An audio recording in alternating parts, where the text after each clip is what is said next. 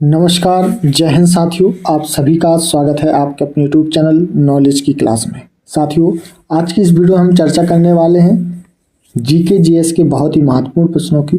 और ये हमने सीरीज स्टार्ट की है आप सभी के लिए, टारगेट ऑल एग्ज़ाम। जी हाँ, ये हमारा पहला पार्ट है और आप लोग इस वीडियो को जितना हो सके शेयर करें, ठीक है। क्योंकि आप सपोर्ट करेंगे, आप वीडियो को शेयर करेंगे तो हमें मोटिवेशन मिलता है और हम आपके लिए बहुत सारे ऐसे पार्ट्स लेके आएंगे जिसमें इम्पोर्टेंट जीके जीएस के प्रश्न डिस्कस करेंगे। आज की इस वीडियो में हम भूगोल से रिलेटेड प्रश्नों को डिस्कस करने वाले हैं, ठीक है, पार्ट 1 में, जिसमें हम 100 प्रश्नों को जानेंगे, ठीक है, जो परीक्षा की दृष्टि से बहुत महत्वपूर्ण है। चाहे आप किसी भी एग्ज़ाम की तैयारी कर रहे हैं, एसएससी, रेल, बैंक, जिसमें भी सामान्य ज्ञान जीके जीएस पूछा जाता है। साथियों, आप किसी भी स्टेट से हों और आपके जो एग्ज़ाम है उसमें जीके जीएस पूछा जाता है तो ये वीडियो आपके लिए बहुत महत्वपूर्ण है। तो चलिए शुरुआत करते हैं। उससे पहले जो भी दोस्त चैनल पर नए हैं वो चैनल को सब्सक्राइब जरूर कर लें। चलिए पहला प्रश्न देखते हैं आज का क्या है। पहला प्रश्न इस तरीके से है, चलिए देखते हैं। भारत का क्षेत्रफल विश्व के क्षेत्रफल का कितना है? ठीक है, पहला प्रश्न। विश्व की कुल सतह का 2.42% है। कितना है? 2.42%। क्षेत्रफल की दृष्टि से भारत क्रमशः तो पहला रूस है, फिर कनाडा, अमेरिका, चीन, ब्राज़ील और ऑस्ट्रेलिया के बाद 7वां सबसे बड़ा देश है। ठीक है, भारत दुनिया का 7वां सबसे बड़ा देश है। पहला अगर हमसे पूछा जाए तो रूस, दूसरा कनाडा, तीसरा अमेरिका, चौथा है चीन, 5वां ब्राज़ील और छठा ऑस्ट्रेलिया और 7वां अपना देश भारत।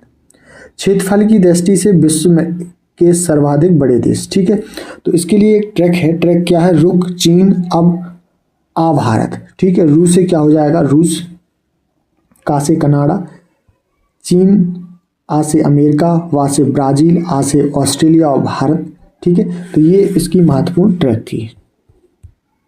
दूसरा प्रश्न देखते हैं। विश्व की कुल जनसंख्या का कितने प्रतिशत भारत में निवास करता है? तो 17.5। साथियों, 17.5 विश्व की कुल जनसंख्या का भारत में निवास करता है। भारत का कुल क्षेत्रफल पूछा जाता है एग्जाम में, कितना है? 32,87,263 वर्ग किलोमीटर। कितना है? 32,87,263 वर्ग किलोमीटर। भारत की स्थल सीमा से कौन से देश लगे हैं? तो बांग्लादेश, चीन, पाकिस्तान, नेपाल, म्यांमार, भूटान, अफगानिस्तान। ठीक है, कौन कौन से देश? बांग्लादेश, चीन, पाकिस्तान, नेपाल, म्यांमार, भूटान, अफगानिस्तान, ये भारत की स्थल सीमा से लगे हैं। ठीक है, चलिए इनको हम समझते हैं। भारत की स्थल सीमा पर पड़ोसी देश। बचपन में एमबीए किया। सर्वाधिक सीमा से कम सीमा छूने वाले देश क्रमशः इनकी ट्रैक है। ठीक है, ये भारत है, ये नेपाल है, भूटान है, म्यांमार है, बांग्लादेश है, श्रीलंका है, पाकिस्तान, अफगानिस्तान। आप यहाँ पर देख सकते हैं। तो यहाँ पर बचपन में एमबीए किया, तो बा से क्या हो जाएगा? बांग्लादेश, चा से चीन, पा से पाकिस्तान, ना से नेपाल, माँ से म्यांमार, वा से भूटान और आ से अफगानिस्तान। ठीक है, जो कि साइलेंट है। तो ये भारत की स्थल सीमा पर पड़ोसी देश हैं। आप यहाँ पर देख सकते हैं ये 7 देश हैं और जो सबसे अधिक जिसकी सीमा छूती है वो है बांग्लादेश और सबसे कम कौन सा हो जाएगा? अफगानिस्तान। ठीक है, तो यहाँ से 2 प्रश्न एग्जाम में बन रहे हैं। तो साथियों, नेक्स्ट क्वेश्चन है। भारत की जल सीमा किन देशों से मिलती है? तो मालदीव, श्रीलंका, बांग्लादेश, म्यांमार और पाकिस्तान। भारत की जो जल सीमा है किन देशों से मिलती है? तो मालदीव, श्रीलंका, बांग्लादेश, म्यांमार और पाकिस्तान से। चलिए नेक्स्ट क्वेश्चन है। कर्क रेखा किन राज्यों से होकर गुजरती है? अक्सर एग्जाम में ये प्रश्न पूछा जाता है। तो कर्क रेखा किन राज्यों से होकर गुजरती है? राजस्थान, गुजरात, मध्य प्रदेश, छत्तीसगढ़, झारखंड, पश्चिम बंगाल, त्रिपुरा और मिजोरम। तो कितने राज्य हो गए? 1 राजस्थान, दूसरा गुजरात, तीसरा मध्य प्रदेश, चौथा छत्तीसगढ़, 5वां झारखंड, छठा पश्चिम बंगाल, 7वां त्रिपुरा, 8वां मिजोरम। तो कितने टोटल देश राज्य हो गए? 8 राज्य। 8 राज्यों से होकर, ठीक है। एक प्रश्न ये भी बन रहा है यहाँ पर कि कर्क रेखा कितने राज्यों से होकर गुजरती है? तो आंसर होगा 8। और यहाँ पर आप याद रखेंगे राजस्थान, गुजरात, मध्य प्रदेश, छत्तीसगढ़, झारखंड, पश्चिम बंगाल, त्रिपुरा और मिजोरम, यहाँ से कर्क रेखा क्या करती है? गुजरती है। इसको देख लेते हैं। जिन 8 भारतीय राज्यों से होकर कर्क रेखा गुजरती है, ठीक है, तो उसकी ट्रैक है मित्र पर गमछा मार। क्या है? मित्र पर गमछा मार। मी से क्या हो जाएगा? मिजोरम। त्रा से हो जाएगा त्रिपुरा, पा से हो जाएगा पश्चिम बंगाल, रा से हो जाएगा राजस्थान, ठीक है। गा से गुजरात, मा से मध्य प्रदेश, छा से छत्तीसगढ़ और झार मतलब झारखंड, ठीक है। तो ये इसकी ट्रैक है, आप यहाँ पर देख सकते हैं मैप में, ठीक है। ये मध्य प्रदेश है, यहाँ से ये कर्क रेखा क्या हो रही है? गुजर रही है, ठीक है। तो आप लोग याद रखेंगे। आपको वीडियो में मज़ा आ रहा हो तो वीडियो को फटाफट से लाइक कर दें, ठीक है। जो भी हम मेहनत करते हैं उस मेहनत का फल मिलना चाहिए, है ना। आप लोग लाइक करते हैं तो बड़ा अच्छा लगता है, और धमाकेदार वीडियो को शेयर कर दें अपने भाई बहन दोस्तों में। चलिए नेक्स्ट क्वेश्चन है, भारत की मुख्य भूमि की दक्षिणी सीमा कितने अक्षांश पर है? तो 8 डिग्री 4 मिनट। कितनी? 8 डिग्री 4 मिनट। याद रखेंगे। भारत का मानक समय कहाँ से लिया गया? तो इलाहाबाद के निकट नैनी नामक स्थान से। कहाँ से? इलाहाबाद के निकट नैनी नामक स्थान से भारत का मानक समय लिया गया। भूमध्य रेखा से भारत के दक्षिणी छोर की दूरी कितनी है? तो 876 किलोमीटर। 876 किलोमीटर भूमध्य रेखा से भारत के दक्षिणी छोर तक की दूरी है। भारत की स्थल सीमा की लंबाई कितनी है? तो 15,200 किलोमीटर। कितनी है साथियों? 15,200 किलोमीटर भारत की स्थल सीमा की लंबाई है। अगला प्रश्न है, कोकड़ तट कहाँ से कहाँ तक स्थित है? तो गोवा से दमन तक। राइट आंसर हो जाएगा गोवा से दमन तक। पृथ्वी के स्थल पृष्ठ का कितना भाग रेगिस्तान है? तो 5वां भाग। राइट आंसर हो जाएगा 5वां। थार मरुस्थल किस देश में है? तो अपने देश भारत में। भारत में ही क्या है? थार मरुस्थल। विश्व का सबसे सूक्ष्मतम मरुस्थल कौन सा है? तो आटाकामा। राइट आंसर हो जाएगा आटाकामा विश्व का सबसे सूक्ष्मतम मरुस्थल है। विश्व का मरुस्थल विहीन महाद्वीप है। तो यूरोप मरुस्थल के बिना एकमात्र क्या है? महाद्वीप है। यूरोप मरुस्थल के बिना एकमात्र महाद्वीप है। नेक्स्ट क्वेश्चन है क्वेश्चन नंबर 16। भूगोल के लिए जियोग्राफिका शब्द का प्रयोग सर्वप्रथम किसने किया? तो ये किया था एरिस्टोथनीज ने। राइट आंसर होगा एरिस्टोथनीज।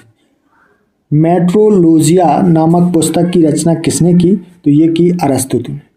अरस्तु के द्वारा मेट्रोलॉजिया नामक पुस्तक की रचना की गई। बादलों की दिशा एवं गति को मापने वाला यंत्र क्या कहलाता है? तो नेफोस्कोप। क्या कहा जाता है? नेफोस्कोप। ओपिसोमीटर का प्रयोग किया किस में जाता है? तो दूरी मापने में, ठीक है। याद रखेंगे ओपिसोमीटर का प्रयोग दूरी मापने में किया जाता है।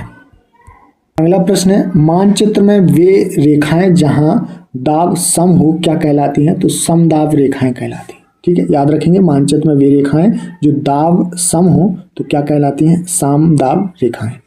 मानचित्र पर वर्षा का वितरण दिखाने के लिए किस रेखा का प्रयोग किया जाता है? तो आइसोहाइट का।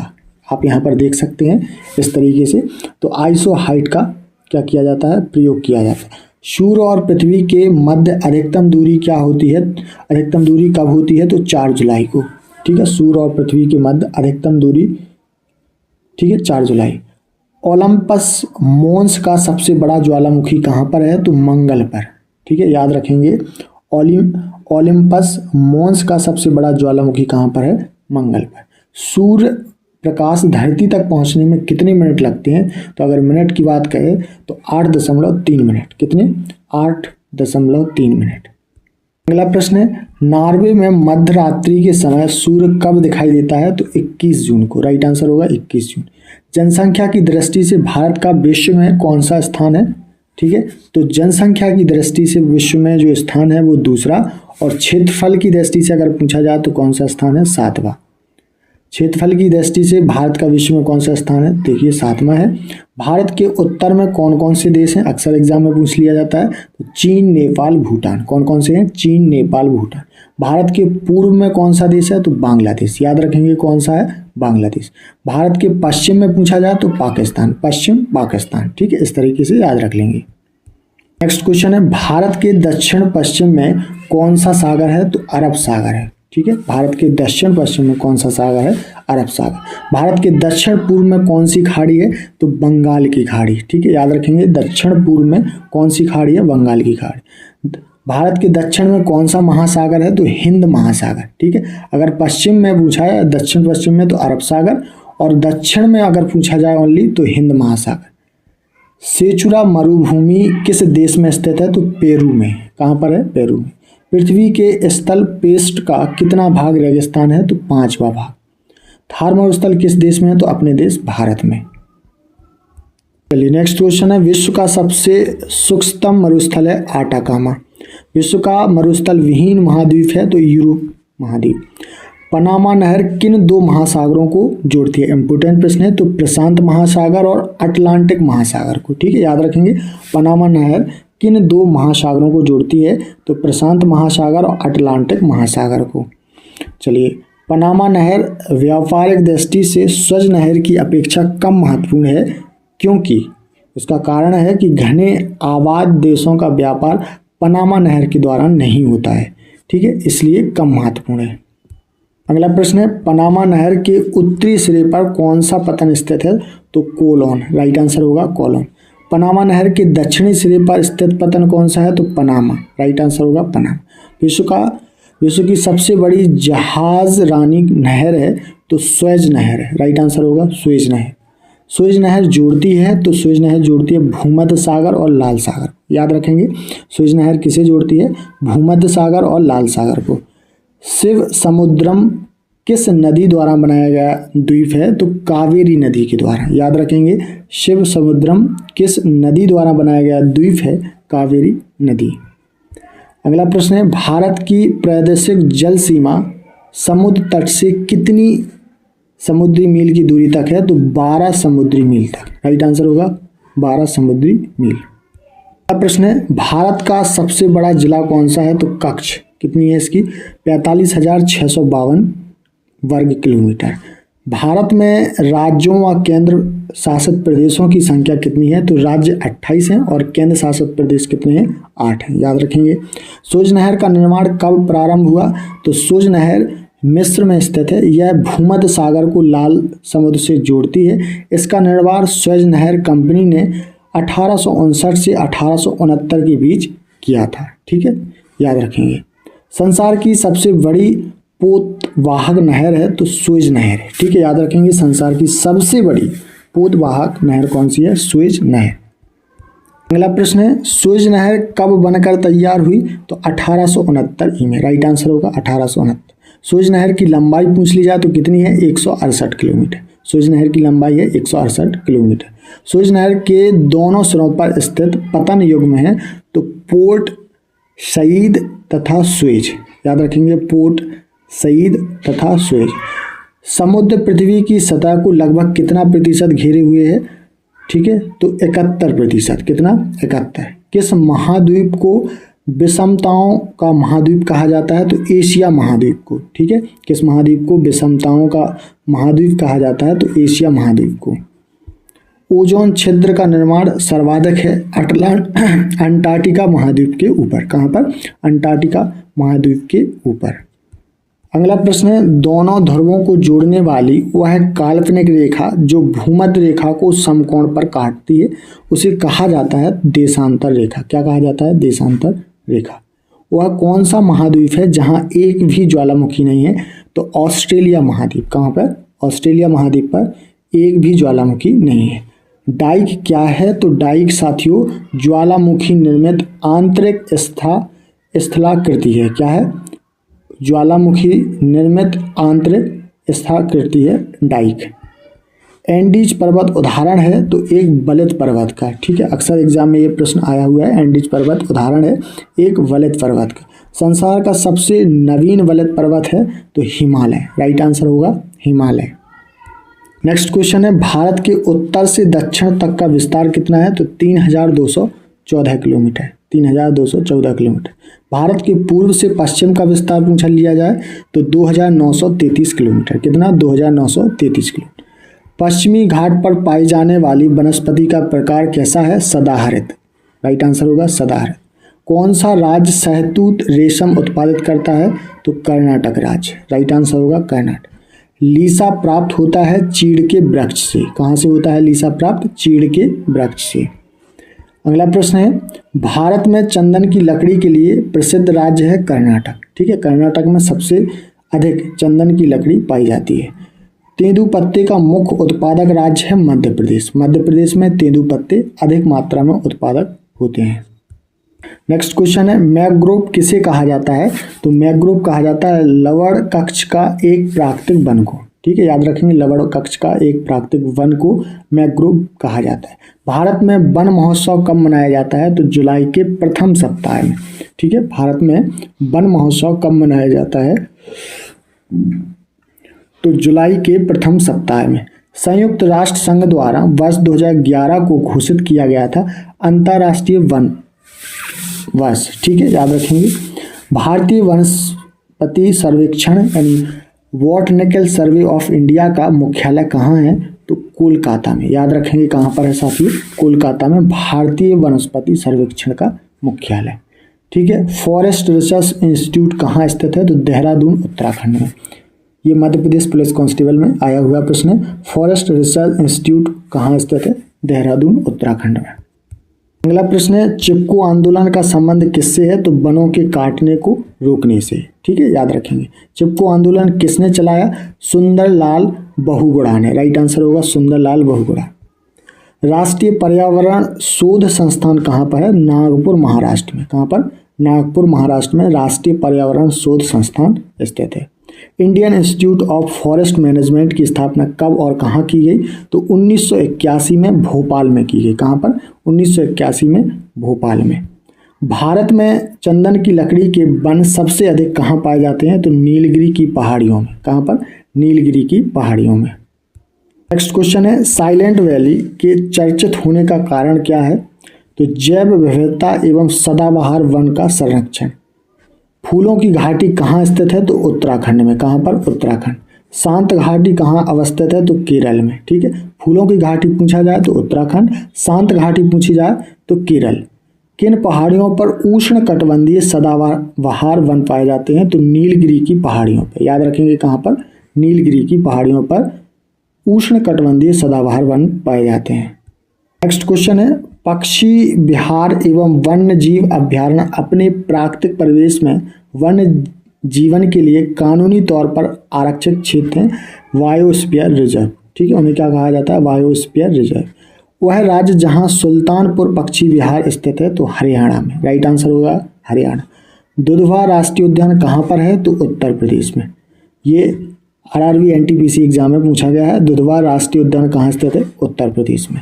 कौन सा अभ्यारण्य जंगली हाथियों के लिए प्रसिद्ध है तो पेरियार, ठीक है, ये केरल में, याद रखेंगे साथियों। ये जितने भी प्रश्न इसमें हमने लिए हैं ये कभी ना कभी किसी एग्जाम में पूछे गए प्रश्न हैं। ससरिका पक्षी विहार कहाँ स्थित है तो राजस्थान में, याद रखेंगे ससरिका पक्षी विहार कहाँ अवस्थित है, राजस्थान में। अगला प्रश्न है, विश्व का एकमात्र पलावी राष्ट्रीय पार्क कहाँ स्थित है तो मणिपुर में, कहाँ पर, मणिपुर। कांजीरंगा किस लिए जाना जाता है तो गैंडों के लिए जाता है। आप लोग बताइए कांजीरंगा जो राष्ट्रीय उद्यान है वो कहाँ पर स्थित है, किस राज्य में।